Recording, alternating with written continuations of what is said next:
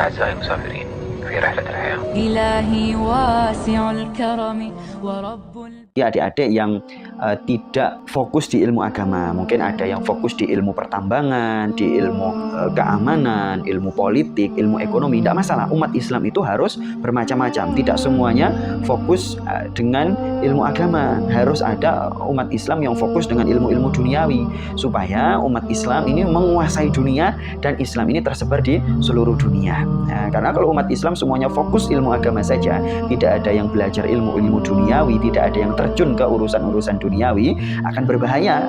Agama Islam ini akan bisa jadi menjadi katak dalam tempurung, ya, tidak bisa berkembang. Tapi seyogyanya adik-adik ini, apalagi masih muda, fokus belajar ilmu agama sambil belajar ilmu umumnya. Ya, jangan sampai sibuk scroll TikTok, sibuk Instagram, sibuk YouTube, dan sibuk game misalnya. Nah, ini jangan sampai. أعزائي المسافرين في رحلة الحياة. إلهي واسع الكرم ورب. Karena apa? Ilmu agama Islam itu sangat luas. Ya, cabang-cabangnya misalnya ilmu Al-Quran, ilmu hadis, ilmu akidah, ilmu tarikh, ya, ilmu sejarah itu ya, kemudian ilmu fikih, kemudian ilmu tasawuf. Ini minimalnya itu.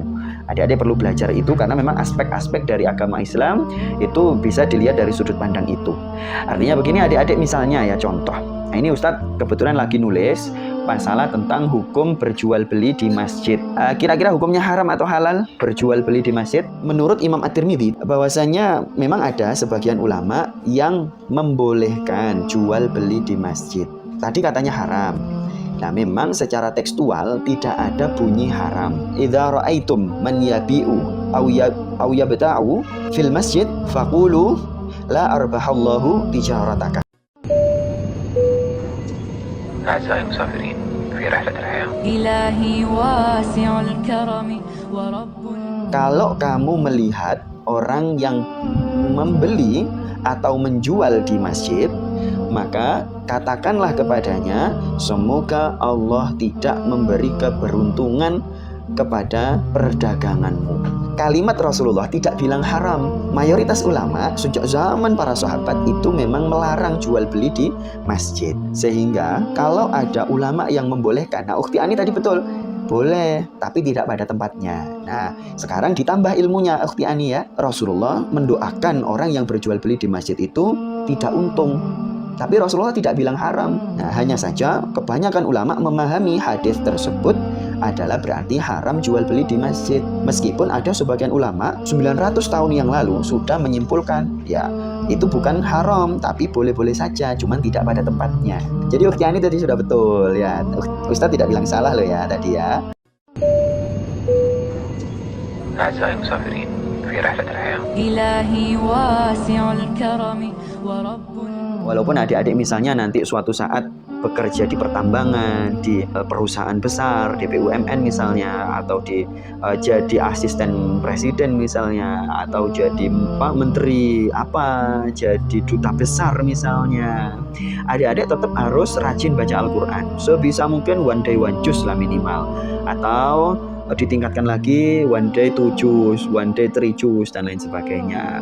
Ustadz sendiri secara pribadi belum mampu ya sampai sehari khatam setiap hari 1 kali itu. Dan semoga Allah memampukan kita semuanya. Itu silakan dibaca siapa saja nama ulama yang hebat-hebat di dalam mengkhatamkan Al-Quran. Yang rekor dunia itu adalah Ibnul Khatib, khatam 8 kali setiap hari di luar bulan Ramadan. Ulumul Quran itu sangat luas. Nah, termasuk ulumul Quran itu adalah ilmu bagaimana metode dalam tilawah Al-Quran. أعزائي المسافرين في رحلة الحياة. إلهي واسع الكرم ورب.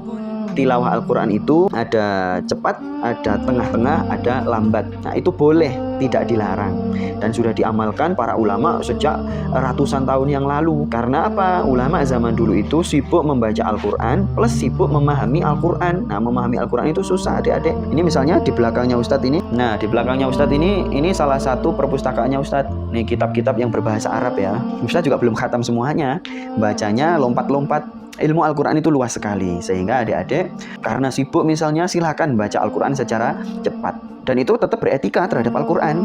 Yang tidak beretika itu adalah kalau membaca Al-Quran tanpa tajwid, karena akan merubah huruf, merubah makna juga. Sepanjang tajwidnya benar, meskipun nanti matnya tidak panjang, dengan mat yang pendek, membaca Al-Fatihah misalnya. Dan ini termasuk di dalam sholat ya, di dalam sholat maupun di luar sholat boleh, kecuali kalau dengan maksud atau malah menjadikan kita tidak menghormati Al-Quran. Nah ini perlu di stop ya. Misalnya begini, adik-adik membaca Al-Qur'annya.